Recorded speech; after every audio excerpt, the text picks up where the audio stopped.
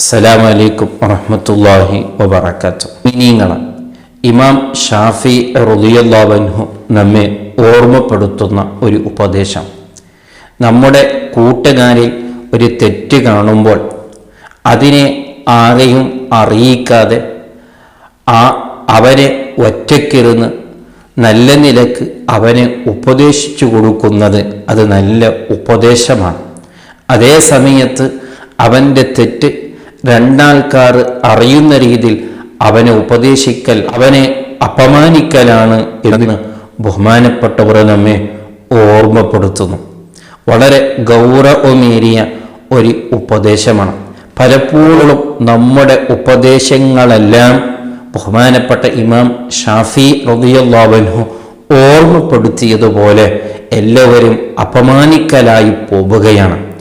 കാരണം നമ്മുടെ മക്കളിൽ ഒരു തെറ്റ് കാണുമ്പോൾ, അല്ലെങ്കിൽ നമ്മുടെ ഭാര്യമാരിൽ ഒരു തെറ്റ് കാണുമ്പോൾ, അല്ലെങ്കിൽ നമ്മുടെ കൂട്ടുകാരിലോ നമ്മുടെ ശിഷ്യന്മാരിലോ അല്ലെങ്കിൽ നാമുമായി ബന്ധപ്പെട്ടവരിൽ എന്തെങ്കിലും ഒരു തെറ്റ് കാണുമ്പോൾ നമുക്ക് യഥാർത്ഥമായി അദ്ദേഹത്തിനോട് സ്നേഹമുണ്ടെങ്കിൽ സ്നേഹമുള്ളൊരു കൂട്ടുകാരൻ ചെയ്യേണ്ടത് എന്താണ്?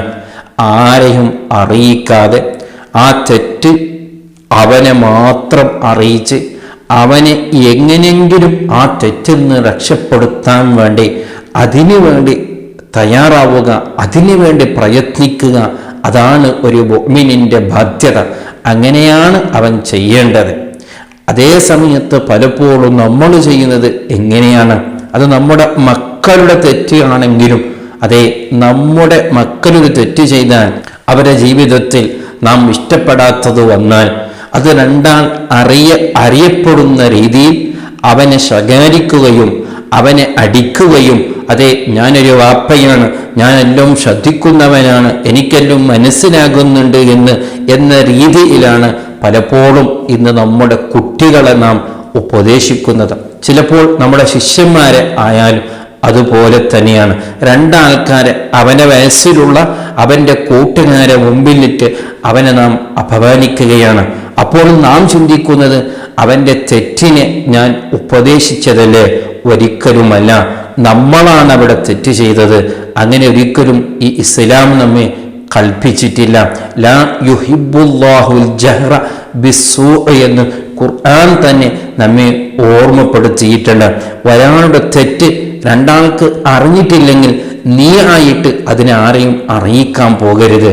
നമ്മളാണെങ്കിലോ ഒരാളുടെ തെറ്റ് രണ്ടാൾക്ക് അറിഞ്ഞിട്ടില്ലെങ്കിൽ അത് എങ്ങനെയെങ്കിലും രണ്ടാളിലേക്ക് എത്തിക്കുന്ന രീതിയിലാണ് പലപ്പോഴും ഉപദേശിക്കാനുള്ളത്. ഒരിക്കലും അങ്ങനെ ചെയ്തു പോകരുത്. കൂട്ടുകാരാവട്ടെ, മക്കളാവട്ടെ, ആരുമാവട്ടെ, എല്ലാവരും മനുഷ്യന്മാരാണ്. ആരും ഇവിടെ മലായിക്കീങ്ങളല്ല. നമ്മൾ തന്നെ നമ്മളിലേക്കൊന്ന് ചിന്തിച്ചു നോക്കും. എത്രമാത്രം തെറ്റുകൾ നമ്മളെ ജീവിതത്തിലുണ്ട്. ആരും അറിയാത്ത എത്രയോ തെറ്റുകളുണ്ട്. അതൊന്നും റബ്ബ് പുറത്തിട്ടാൽ, അതൊന്നും റബ്ബ് പരസ്യപ്പെടുത്തിയാൽ നാം ഇവിടെ നാണം കെട്ടുപോകില്ലേ? നമ്മുടെ മാതാപിതാക്കളെ മുമ്പിൽ, നമ്മുടെ ഭാര്യ മക്കളെ മുമ്പിൽ, നമ്മുടെ കൂട്ടുകാരെ മുമ്പിൽ നാം നാണം കെട്ടുപോകില്ലേ? ഇന്ന് ഇത്ര വലിയ ഇസ്സത്തോടുകൂടെ ഞാൻ വലിയൊരു ഉസ്താദാണെന്ന രീതിയിലോ, അല്ലെങ്കിൽ ഞാൻ വലിയൊരു വാപ്പയാണെന്ന രീതിയിലോ, അല്ലെങ്കിൽ ഞാൻ നല്ലൊരു ആളാണെന്ന രീതിയിലോ രണ്ടാൾക്കാരെ മുമ്പിൽ നല്ല ഇസ്സത്തോടു കൂടെ നിൽക്കുന്നത് ഞാനൊരു നല്ലവനായിട്ടല്ല. എൻ്റെ തെറ്റുകളൊന്നും റബ്ബ് പരസ്യപ്പെടുത്താത്തത് കൊണ്ടാണ്. അപ്പോൾ അങ്ങനൊരു മാന്യത നാം മറ്റുള്ളവരോടും കാണിക്കണം.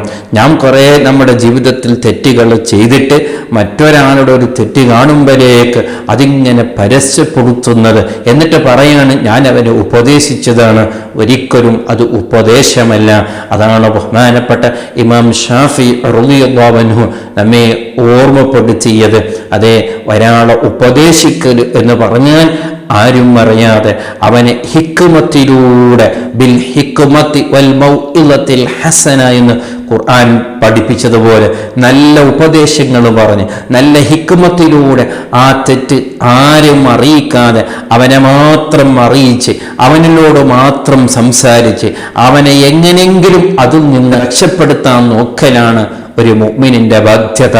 അല്ലാതെ ഒരിക്കലും പോലും രണ്ടാൾക്കാരെ മുമ്പിൽ അവനെ ശകാരിക്കുകയോ അവനോട് ചൂടാകുകയോ അല്ലെങ്കിൽ അതിനെക്കുറിച്ച് നാം ചോദ്യം ചെയ്യുകയോ ചെയ്യുന്നത് ഒരിക്കലും അത് ഉപദേശിക്കലല്ല, അത് അപമാനിക്കലാണ്. അങ്ങനെ ചെയ്തതിൻ്റെ പേരിൽ റബ്ബിൻ്റെ അടുക്കൽ നാം ഉത്തരം പറയേണ്ടി വരും.